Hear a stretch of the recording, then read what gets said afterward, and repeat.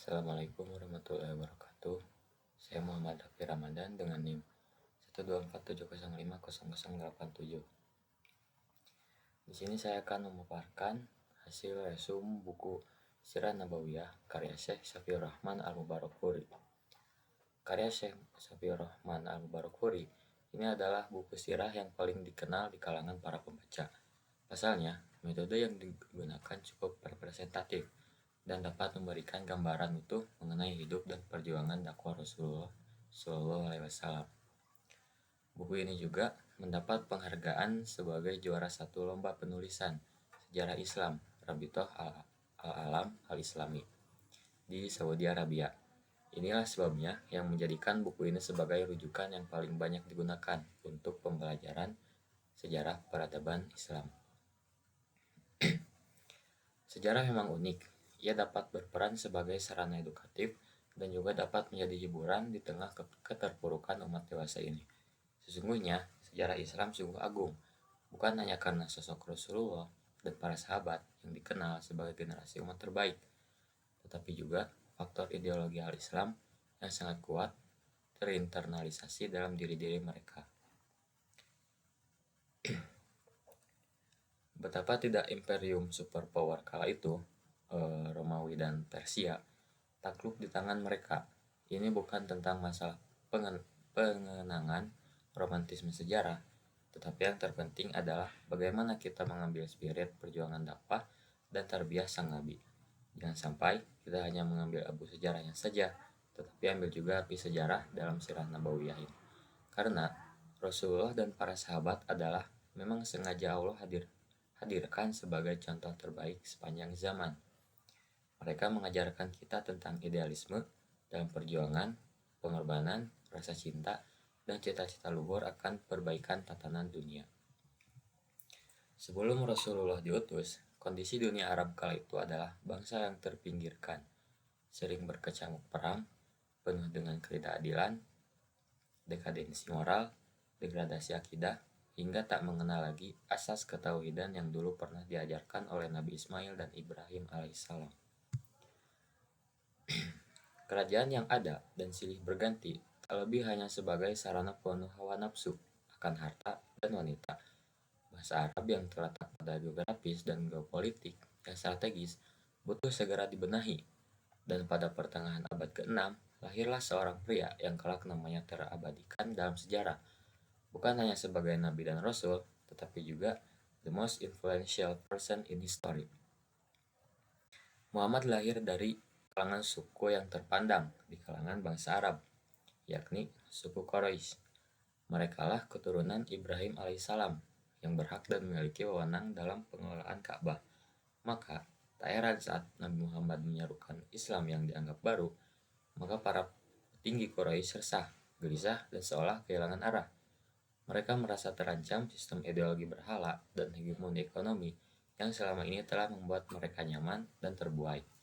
Sehingga sangat logis jikalau mereka tak sudi menerima ajakan Muhammad, bukan karena kepribadian sang penyerunya, tapi lebih pada kesombongan yang membuat hidayah tak mau menghampiri. Perang kepentingan pun tak dapat dihindari. Sejak kemunculan risalah yang penyempurna ini, para pejabat Quraisy dibuat pusing dan terus berdebat di parlemen Darun Nadwah untuk bagaimana caranya menghentikan dakwah Islam. Berbagai perlawanan dilakukan, mulai dari penyerangan psikologis dengan menghina, embargo ekonomi, hingga pada upaya pembunuhan yang tersistem. Dan memang sudah menjadi sunatullah bahwa semua rasul yang diutus pasti akan menghadapi berbagai tekanan, rintangan, hingga ancaman yang sungguh luar biasa.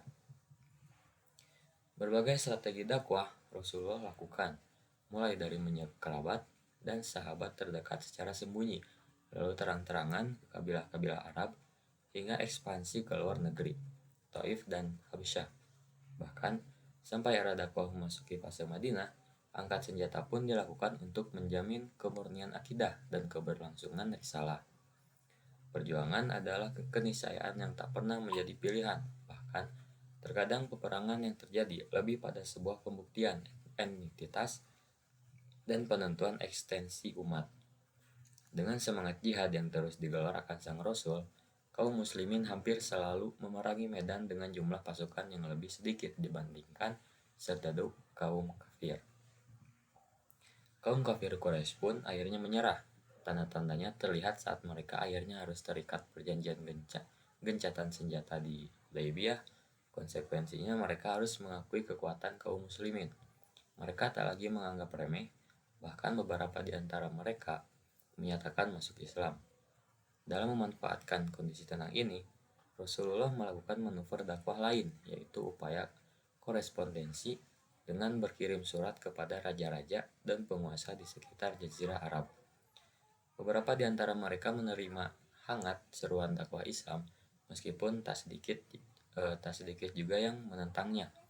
Efek dari upaya ini setidaknya ialah mengenalkan kepada seluruh manusia bahwa Islam telah lahir dan kemunculan Nabi Muhammad sebagai Rasulullah yang terakhir menjadi bukti bahwa kezaliman dan ketidakadilan akan segera berakhir serta akan siap menggoyang kekuasaan tiran yang selama ini berkuasa.